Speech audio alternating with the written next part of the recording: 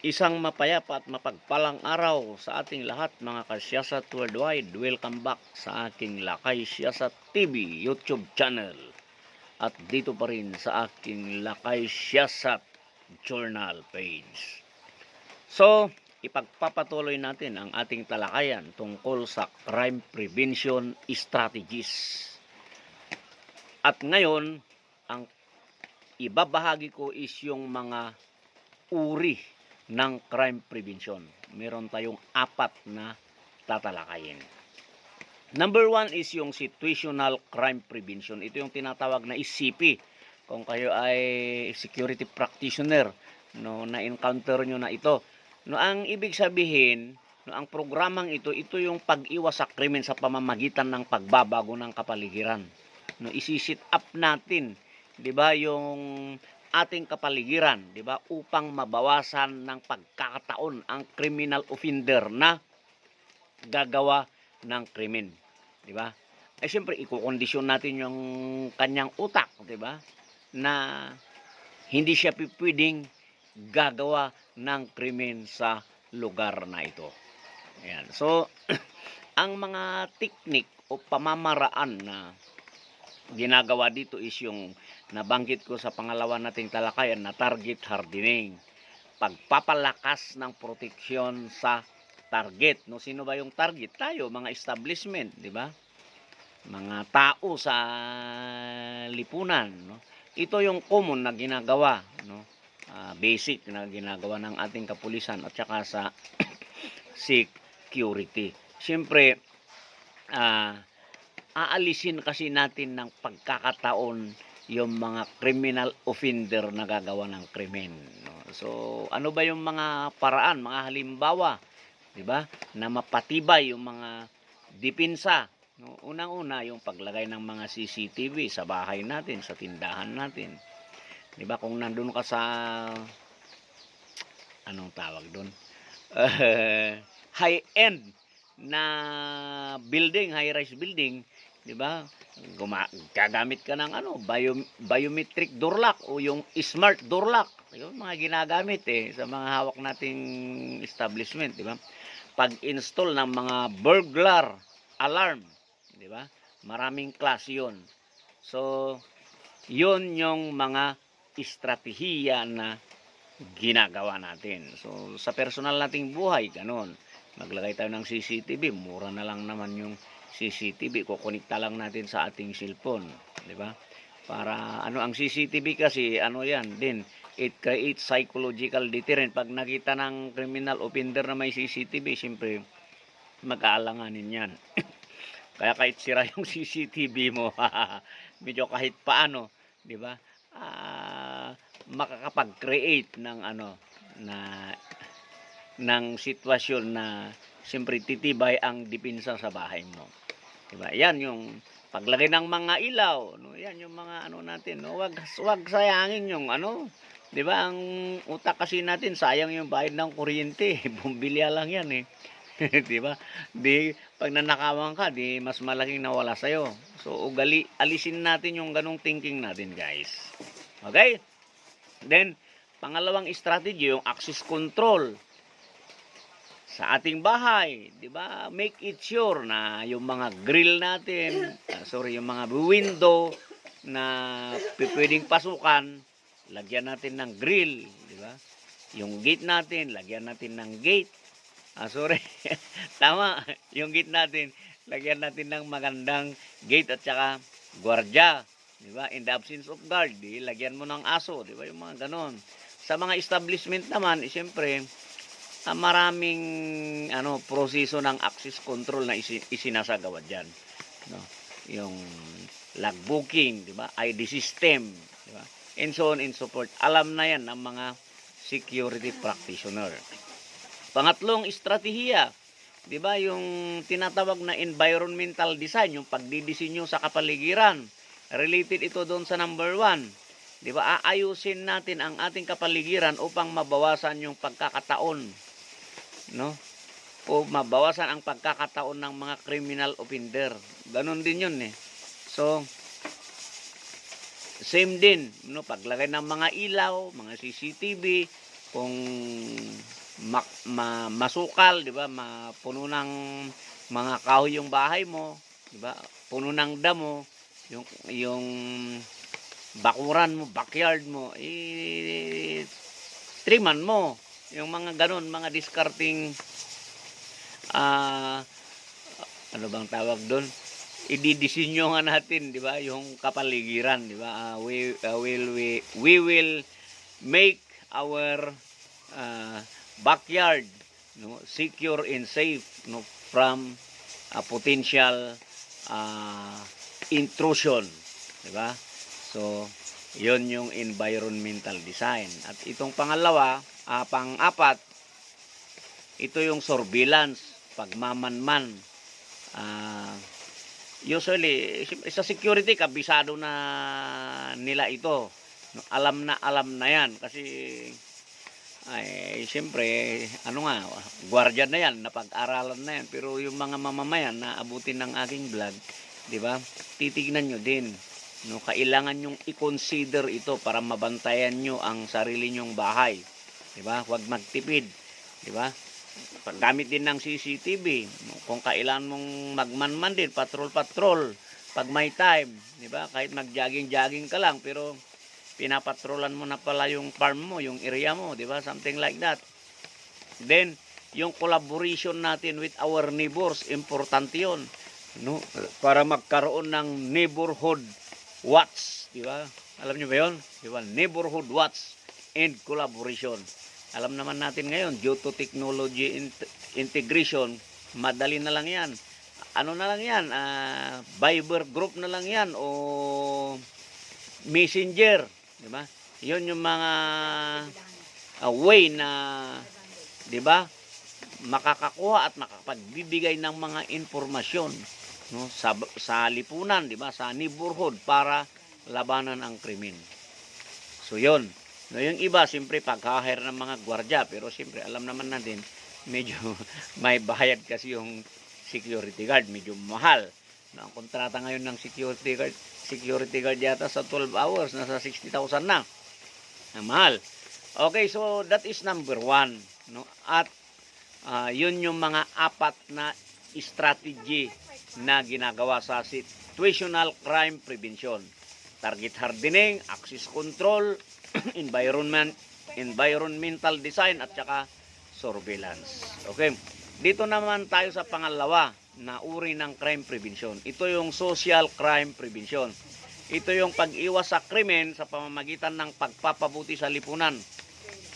Ganon din yun. Kasi siyempre yung mga ilang eksperto kasi, yung mga crime buster, naniniwala sila na siyempre due to social problems, di ba? Kaya nagkakaroon ng krimen. So yun kasi yung root cause na sinasabi. Kaya para ma-eliminate natin yung mga posible na krimen na mangyayari dahil dito sa mga social problems na ito, siyempre aayusin na natin. Yan. So ang example nito is na yung social problem na binabanggit natin is yung kahirapan. Diba? Siyempre, pag mahirap, maobligadong magnakaw yan. Maobligadong minsan, dahil sa gutom, napipilitan gumawa ng krimen. Kawalan ng edukasyon. Pag kulang yung kanyang pinag-aralan, hindi niya alam na may nilalabag pala siyang batas. Diba? Ganon din yung kawalan ng trabaho. Pag walang trabaho, ipinipilit na siya ng kanyang syuta na magbe-birthday, wala, magnanakaw na yun. Gagawan na siya ng kalukuhan. Then, yung psychological aspect din, di ba, kagaya ng pagsira yung pamilya mo, may problema ka sa pamilya mo, minsan, nagiging rason din ito. No, kaya ito yung mga kailan eliminate pag titignan ng mga crime buster na kailangan din ma-eliminate para kahit paano makatulong. Itong drug abuse, yan. Di ba? Number 1 yan na sanhi ng krimen. Di ba?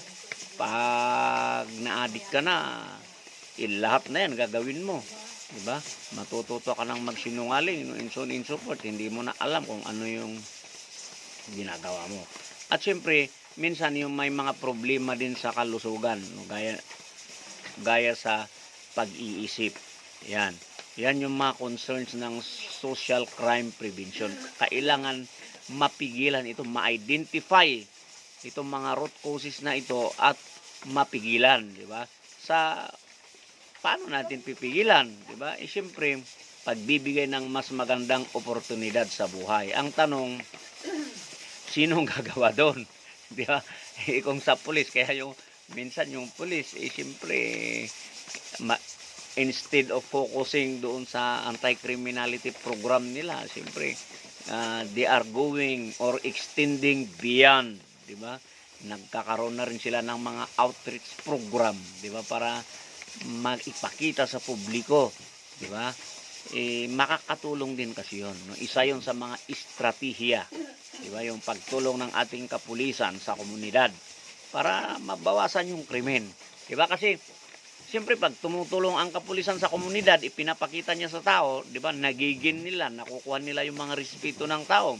Pag may respeto ang tao, ang community sa ating mga pulis, definitely,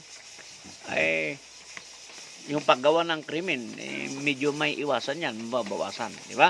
So, ito na yung mga estratehiya sa number 2 na social crime prevention na ipinapaliwanag natin. Community engagement. Yan, number 1 yan pakikilahok sa komunidad. Diba? Hihikayatin ang mamamayan na makipagtulungan sa pagpapanatili sa kapayapaan. No?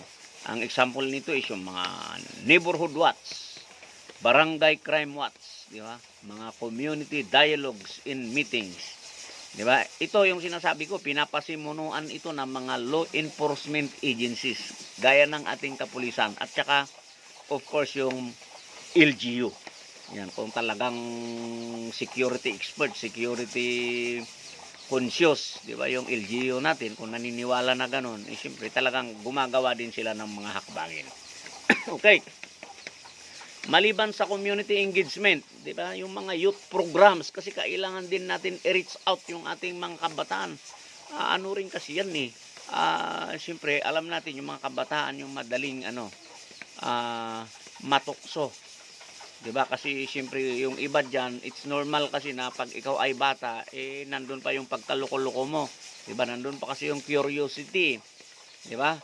Medyo kulang ka pa sa experience sa buhay. At nandun pa nga yung eagerness mo na basta naisip mo na banat, di ba? Hindi mo pa nakikita yung masamang implication sa buhay mo, implication sa pamilya mo at lipunan. Kaya importante din na meron tayong youth programs, di ba? Anong example nito? Mga scholarship, di ba? Mga sports program, di ba? Yan. Livelihood training, ginagawa din naman yan ng LGU, pero sabihin natin siguro kulang, di ba? Mga leadership seminars dapat gagawin din yan. So, yun, mga example lang naman yun. Yung mga iba dyan, alam naman nila kung ano yung gagawin, lalo yung LGU at lalong na yung ating law enforcement agencies. Yan. Itong pangatlo, letter C, addressing the root causes, di ba, ng krimen, pagtugon sa ugat ng krimen. Di ba? Ang concern nito is yung, siyempre, kailangan ma-identify yung tunay na dahilan kung bakit ang tao ay napapasok sa paggawa ng krimen, na-involve sa paggawa ng krimen. So, ganun din yun. No, related din naman doon sa dalawa to No, anti-drug programs, mga libreng edukasyon, mga training, skills, mental health services, di ba? Related din ito sa legislations, di ba? Legislations ng LGU, pwede rin. Kung makagawa ng magandang batas yung ating mga local officials, di ba? Para ma-address yung root causes ng kahirapan, di ba? Kasi nabanggit nga natin at yun nga yung isa sa pangunahing rason kung bakit nagkakaroon ng krimen. Okay, dito sa number 3, law enforcement and legislations. Yan. Ito yung simple na pagpapatupad ng batas at pagpapalakas ng mga batas. No, concern ito ng mga kinaukulan sa LGU. Diba? So, gagawa sila, no? To make our laws stronger. Diba? Mas mahigpit na batas. Halimbawa, no? Tungkol sa anti-illegal drugs, tungkol sa gun control, anti-human trafficking, cyber crimes, di ba? Cyberbullying, and so on and so forth, na magiging mitsa o rason para makagawa ang isang criminal offender ng krimen. Okay? So, ano pa yung estratehiya ng ating mga kapulisan? No, pero mahirap kasing alaman ito. Policing strategies, no? Napakarami naman ito.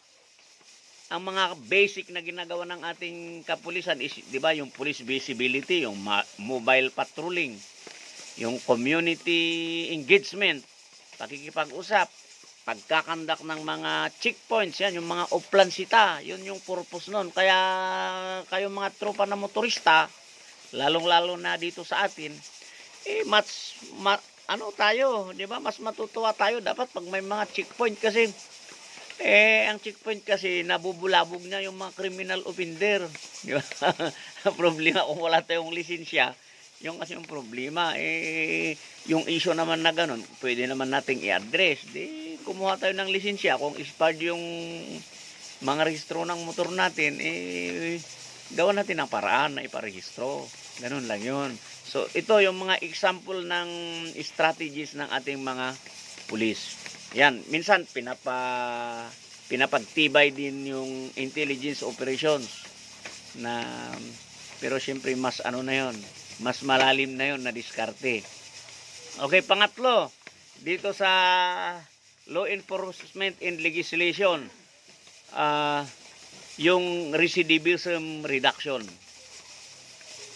Ang strategy na ito is yung pag-identify sa mga sa mga criminal na halimbawa yung mga galing na sa bilangguan, 'di ba? Kailan ma-identify din yan ng community, yung lalong-lalo na yung ating mga pulis, para mabigyan sila ng oportunidad na siyempre tuluyang magbago. Ang ginagawa ng ating mga kapulisan diyan na diskarte, mga tropa dyan sa Maynila, yung mga dating kulong, minsan ginagawa nilang asset, ginagawa nilang alpha, ginagawa nilang katulong sa munisipyo. Kasi nga naman, pag kinuha mo, nabawasan ka na ng di ba? Pag kinuha mo yung dating bilanggo o dating loko-loko, nabawasan ka na ng problema sa lansangan.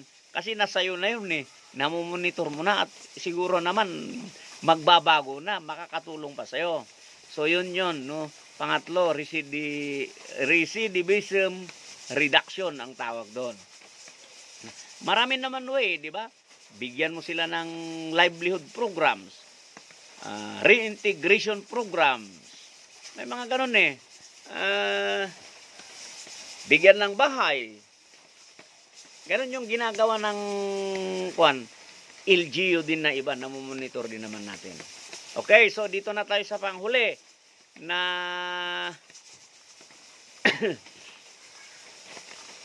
uri ng crime prevention. Public awareness, public environmental awareness, yung PIA na tinatawag. Again, kung medyo advanced na yung learning mo sa security provision, ma-encounter mo ito. Ito yung diskarte kung saan mapapataas yung kamalayan ng publiko sa ligtas na kapaligiran. Ang objective nito is turuan yung publiko kung paano, 'di ba? Maging safe at secure ang kapaligiran at maiwasan yung pagdami ng krimen.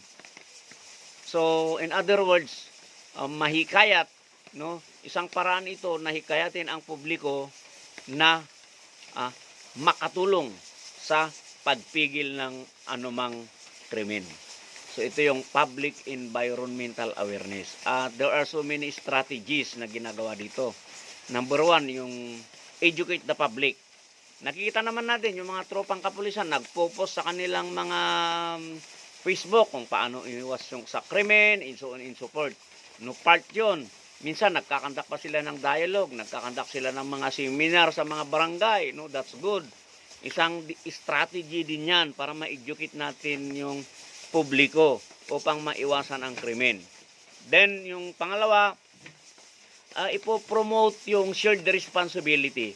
Kailangan itanim sa utak ng mamamayan na merong shared responsibility sa paglaban ng krimen. Hindi lang yung yung pulis. Kaya nga, kasi siyempre kung maturuan mo ang isang individual, halimbawa ikaw ay pulis, maturuan mo yung isang individual na magiging hard target, mababawasan na yung problema mo eh.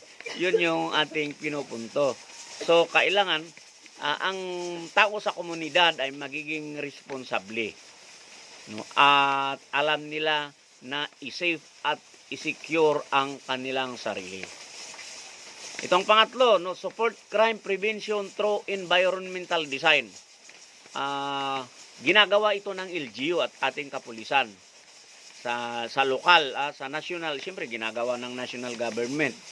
'Di ba, yung paglagay ng mga surveillance sa lansangan, kagaya sa Baguio. 'Di ba? Yung sabi sa akin ng tropa kong dating hipi ng CIDG nung nagkape kami doon. Bok, itong Bagyo ngayon under the mayorship o Apo Magalong, punong-puno na ng CCTV, 'di ba? So maganda 'yun na innovation na nangyari sa Baguio.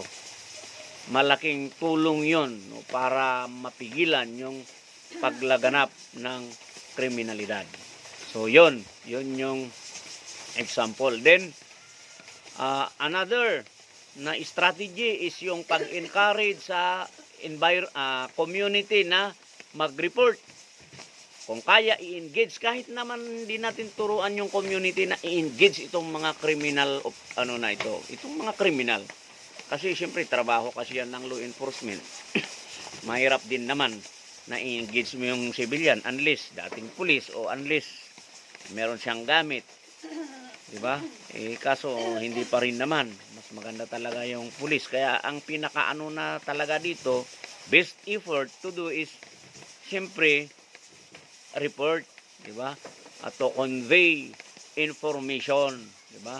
Kung ano yung makita nila na problema sa lipunan ay agad ipaalam sa kinauukulan.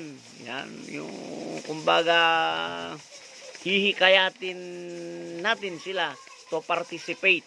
Yan, yung mga pulis, alam naman nila yan, ginagawa nila yan. May mga may mga bang tawag doon? Kaya nga meron tayong 911, di ba? Tapos yung mga hotline, yun, may mga hotline na binibigay, may mga GC pa, yan.